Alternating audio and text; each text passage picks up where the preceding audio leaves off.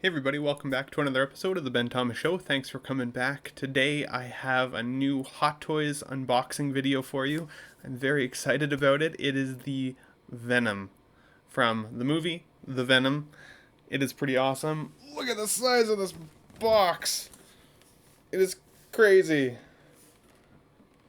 I'm quite excited to get this open. I have not seen it in person yet. I did not realize it was this large. That's what she said. If you guys like this video, hit the like button, smash the subscribe. Let's get into it.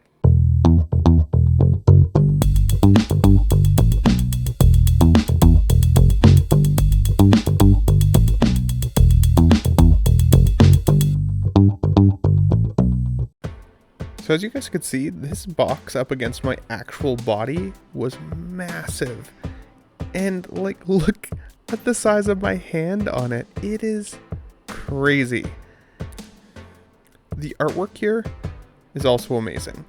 It's an extremely reflective box, so I apologize. Not much I can do about my lighting, of course, in the background, but I wanted you to be able to see how cool it actually looks. I'm very impressed. It's a box still. I'd rather get the figure out. So I'm going to try and get this slip cover off successfully, and then we're going to take a better look at the figure. Now for me, I got this at my local comic shop, Another Dimension Comics. Awesome place. I'm always a little bit worried about resale value for a figure though. And they had this box posed up on their counter. Now it was sealed. They hadn't opened it. But there was some minor wear and tear damage on the box just from being kind of out of the shipper, which bothers me just a little bit, especially for how expensive this figure actually was. This ended up costing me about $600 Canadian once it was all said and done. Now, some of the images of Venom from the actual film are pretty cool. I will give it that. You even get to see Tom Hardy in there as Eddie Brock. There's a lot of good there. But getting this guy out of the box, damn, does he have presence. And this comes with a lot of really, really cool stuff. But first off, the texture of the body is really unique. It's not like anything I've actually touched before when it comes to Hot Toys. It really does feel like a rubberized suit floating over top of an endoskeleton. And obviously that's for posability. But I like the way that it feels. It gives him a very, like, almost lifelike feel to it. Now, I will say that one thing that stands out to me right away is something that I don't love about this figure is the seams at the arms, at the shoulders, as well as at the hip joints. This is, I think, nearly 14 inches tall, and you can really see those lines. Now, I haven't posed it yet, obviously. Even here, I've turned him to the side. I've changed his head sculpt. We'll get into the head sculpts in a little bit closer. But obviously, this is his tongue-out head sculpt in comparison to his smiling sculpt. Even here, though, you do lose some of the lines in the shoulders. The posing is going to make a difference. And you can see how just vascular this guy is. Now, you know, you always want to ask your partner or your loved one what they think about a figure. Let's just say it was a bit of a mistake. I did not love the way she sees this character or this figure specifically. So be careful what you wish for. Be careful what you ask for, because your loved one may give their honest, true, veiny take on this bad boy. Now, next to Tom Holland's Spider-Man, you could just see how much bigger he is. It's actually crazy. This is by far the biggest Hot Toy I have in my collection. And Tom Holland, in fairness, is a much shorter Hot Toy than most of my other figures. But some of you don't know this. I like to cross-stitch for fun. I like to watch my streams. I like to watch Hot Toys shows, movies, and cross-stitch. And I've been working on this Venom cross-stitch for probably about a year now. And one of the reasons I wanted to get this Hot Toy in my collection was to ultimately pose it with my Venom cross-stitch. So I'm happy with how it's turned out. I like that I can recreate the scene. It's pretty cool. I've done the same thing with my Hot Toys DX11 Joker, as well as my Stormtrooper, my Baby Grogu, whole bunch of good stuff. So maybe I'll show you guys more of my stitches in the future. But I had a little bit of fun playing with the tongue, because the tongue is actually magnetized in this head sculpt. So it comes with 3 tongues. You can change the position of the tongue depending on what angle you want it to come out of the mouth. I think that is a really cool feature. And look how detailed and kind of slimy the tongue looks. You can see some of like the bumps and just the detail really of the mouth, even like the roof ridges in the mouth, the teeth lining the inside. Crazy. Very cool. And like the paint applications where the mouth is splitting at the corners like that. That is really cool. I also really like the milkiness of the eyes. Oh, like I hope that's capturing well on camera for you guys. That is crazy. He even has bits of like what looks like food or brains stuck in his teeth. There's little chunks in there. He's got teeth that look like they're rotting up close. Wow. Yeah, I am really impressed with this head sculpt, honestly, seeing it up close. The tongue just freaks me out. Just the texturing on it. This is more like the straight on look, which I honestly think for me, I shouldn't say that, but I was going to say, if I was going to display it, I don't know if I'd ever put the straight tongue. I like it kind of going to the left or the right. I don't know. I think it's a little more dynamic, but it's cool that they give you the option. So that's why I say I shouldn't say that I wouldn't pose it that way anyways. Now the smiling sculpt is kind of the same thing. Like you can see I want to say like tartar or like bug rot or like something stuck in his teeth. Yeah, that's pretty cool. And even the gums. Like he looks like he's got gum disease. Gingivitis kills Venom. Okay, so just go to a dentist, get that shit checked out. But like, what? How cool is that? And I mean, I think the Venom movie itself, it was divisive. There was a lot of people that liked it. There was a lot of people that didn't really like it all that much. I think the first one is pretty good. And this smiling head sculpt definitely reminds me more of the film than maybe like a Venom comic interpretation of it. But the head sculpt is a bit of a different material. You saw me tap on it there a little bit. It's definitely more of a hard plastic, whereas it doesn't feel like it's got, again, that rubberized body over an endoskeleton like the main body does. However, they've done a really good job of painting it to make sure that the texture on the rubberized body matches, honestly, perfectly with the head sculpts themselves. So, props are due. Now, like I've said multiple times, the figure itself is huge. You've even seen him standing next to my Spider-Man. But here you can get even a better feel for the slight difference in size in terms of the head. Venom's head is definitely way bigger than Spider-Man. In fact, I'm not even sure that this angle is truly doing it justice. You can definitely see the size difference with the open mouth especially. But still, real cool. You can totally see why Venom's able to eat a whole human head in one bite. But let's take a better look at some of the accessories that he comes with. Now, I didn't film all of the hands. He comes with 2 open palm hands just like this. He comes with 2 closed fists and 1 hand that's pointing, as well as 1 hand that's kind of more closed. I'll do some poses with the figure at the end of the video, so you'll get a chance to see what some of those hand sculpts look like on the figure itself.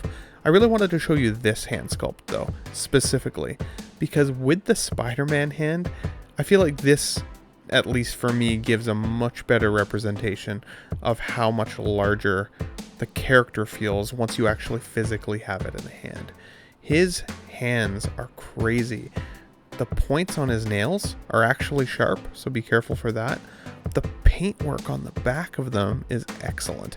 And the different lighting, the way that the skin texture and the paint applications kind of catch the light, like you can see purpliness to it. You can see that white veining, even in the weapon that comes with this figure. So this is something that slots over the arm. You pop off one hand and you can slot this over either arm, doesn't matter, it's not specific. But look at the size of it. Again, in my hand specifically, it's massive, and it's got some serious weight to it. So this is a time where, oh, and I apologize because I'm getting my light in here because it's so large, it's actually hard to film it. This is a good example of when a figure base may actually be necessary for a figure. If you put this out in front of Venom and he's not well supported, it's heavy enough that it will definitely pull him over. So just a word to the wise, be a little bit careful of that, especially with posing. But it feels like a safe piece to actually physically put on the character. Now, sticking with my theme of everything in this video being absolutely huge, this base does not disappoint. Oh, do you see me waving? Hello. It is massive, and it's also really beautiful. I love that the eyes on the base itself are mirrored. I think that that's really funky. It picks up the lighting really cool, and I like how sleek and just good looking the Venom logo looks like on the front of the base. I think that looks really nice, really classy. And again, just showing with my hands here, pretty freaking large. But let's pull up the Spider-Man base and put it on top. Just an example again of how much larger this is. If you're considering this for your collection, if you don't own a Thanos yet, or you don't own a Venom, or you don't own a Hulk, you don't own one of those larger figures, it is hard to quantify in your collection how much bigger it is. And it definitely is. This is one of the knife pieces that he comes with, or a blade piece. I like the way that it picks up the lighting again, similar to the rest of the figure. It's really nice, it's really sharp, although I find it actually was a little challenging to determine exactly what hand it should go into. The one hand that he has is a bit too loose. The other hand that he has is a little bit too tight. You almost have to pry the fingers open, and I don't love that. So as cool as this accessory is, it may stay in the box.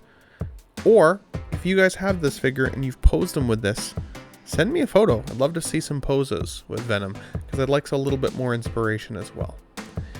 Now, this is another accessory that comes with the figure. It's this extended arm with kind of some tentacles at the end, or some essentially symbiote tentacles, holding the Spider-Man head up just kind of above him.